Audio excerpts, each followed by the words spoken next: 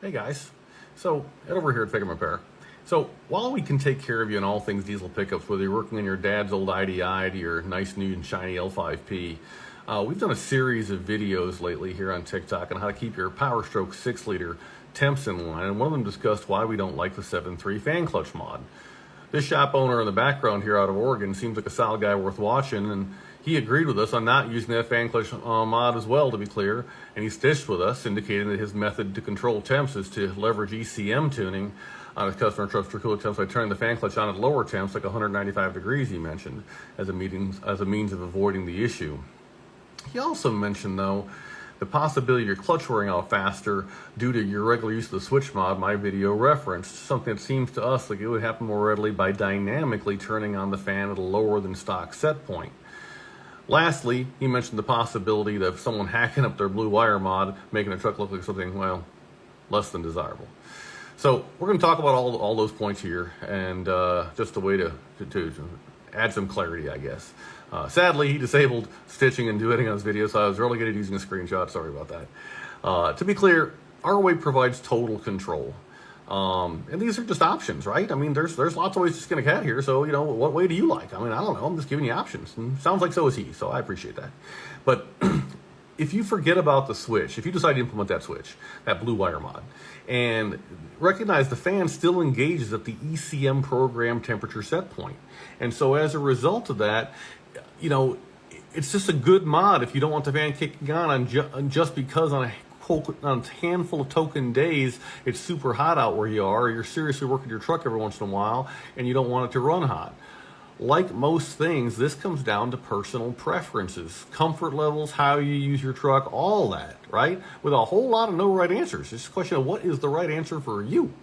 So it's been shown that in Power Stroke 6.0 land at least, 198 to 203 degrees coolant temps, that's like the ideal heavens that open to angels will sing in temperature set points where these motors like to run. They're just most efficient there. Snappier throttle response that you can feel. It's crazy, I know, but you can feel it. And just better fuel economy and cleaner burn and all those things. So why wouldn't you want to do that?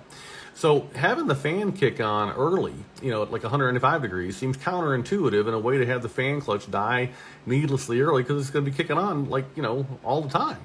So we suggest running, and just a shameless plug here. I mean, we carry all the scrap on, crap, I shouldn't have said that. That's all right. We're not going to edit that out.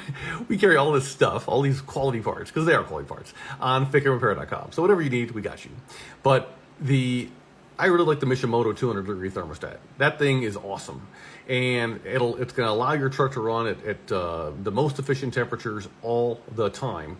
Not just some of the time, not just most of the time, but all of the time.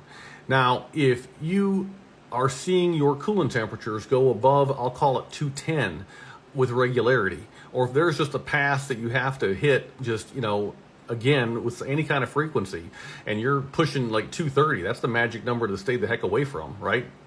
And you don't want to have to slow down to 45 and 40 and 30 miles an hour up this grade to keep your temps down. If that's you, then you should also look at a larger radiator. And depending on how bad this problem is for you, you can either go with like the 1.77-inch core radiator on our site or the IPR Research 2.75-inch radiator on our site to have increased heat rejection, increased BTU rejection to maintain that set point of that 198 to 203 without going over. This is a lot like The Price is Right? Win the prize without going over.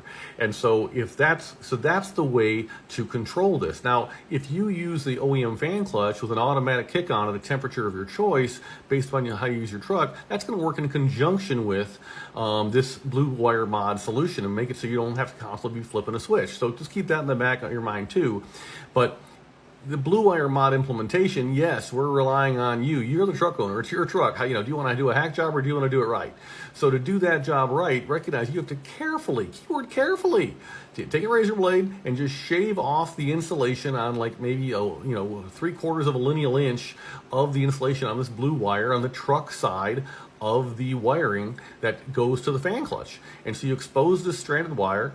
You take your razor blade. You split the split the stranded wire so you can fit something through it, and you slide your 18 gauge stranded wire in like a T, and then you take, you wrap half that wire to the left and counterclockwise, half that wire to the right clockwise.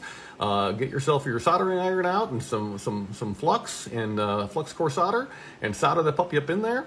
And then take yourself, take a trip to the Home Depot or wherever, Lowe's, Ace Hardware, whatever you want, and grab yourself some liquid electrical tape and paint over this 3 light coats, let them dry between coats, and it's a heavily rubberized based product, unlike PVC electrical tape that's going to crack and get brittle on you. And that way you can feel good about the integrity of that connection.